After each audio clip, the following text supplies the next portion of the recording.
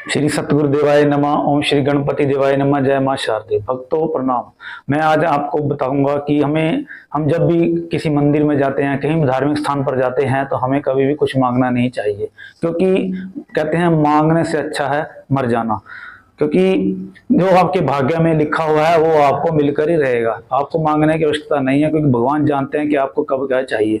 इसीलिए हमें जब भी जाएं, क्योंकि हमें जो भी मिलेगा वो हमें अपने कर्मों के अनुसार ही मिलेगा। जैसे हमने कर्म किए हुए होते हैं, हमें उसके अनुसार ही मिलेगा। देखो, ये सब भाग्य का ही खेल होता है। क्योंकि देखिए, जब आप मंदिर में जाकर के अगर आप मांगने से ही हर बंदा अगर अमीर हो जाता, या तो ऐसा इस धरती पर कोई भी गरीब ना रहता और कोई भी दुखी ना रहता अगर ऐसा होता। क्योंकि ये सब कर्मों का खेल है। कर्मों से भाग्य बनता है। जैसे कर्म हमने पूर्व जन्मों में किए हैं, उसके अनुसार हमें फल मिलता है। और जैसे कर्म अब हम करेंगे, अगर हम अच्छे कर्म करेंगे, भगवान की भक्ति करेंगे, तो हमारा अगला जन्म भी अच्छा होगा।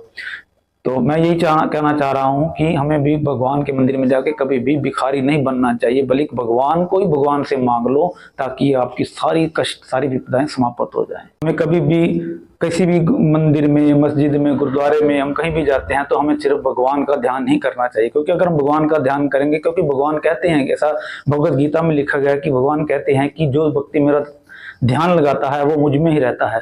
अगर हम भगवान का ध्यान लगाएंगे तो भगवान भी हमारे ऊपर अपनी कृपा बनाए रखेंगे। देखो, जब भगत प्रहलाद ने भगवान को बहुत बड़ी भगवान की बहुत भक्ति की, तो भगवान उसके समक्ष प्रकट हो गए। तो उन्होंने कहा, प्रहलाद को कहा कि आप कोई भी वरदान मांग लो, कोई भी जो भी तुम्हारी इच्छा हो वो मांग लो। तो भगत प्रहलाद ने देखो क्या कहा। उन्होंने, प्रहलाद जी ने ये कहा कि प्रभु, मेरी बस एक ही इच्छा है कि मेरी कोई इच्छा ही ना रहे, मेरी सब इच्छाएं समाप्त हो जाए। देखो कितनी बड़ी बात कही भगत प्रहलाद ने, क्योंकि उन्होंने भगवान को ही भगवान से मांग लिया। तो इसलिए आज उनका नाम अमर हो गया। देखो, हमें मिलता तो अपने भाग्य के अनुसार ही है, तो क्यों हम भिखारी बने। हमें भीख मांगने की आवश्यकता नहीं है। कहते बिन मांगे मोती मिले, मांगे मिले ना भीख।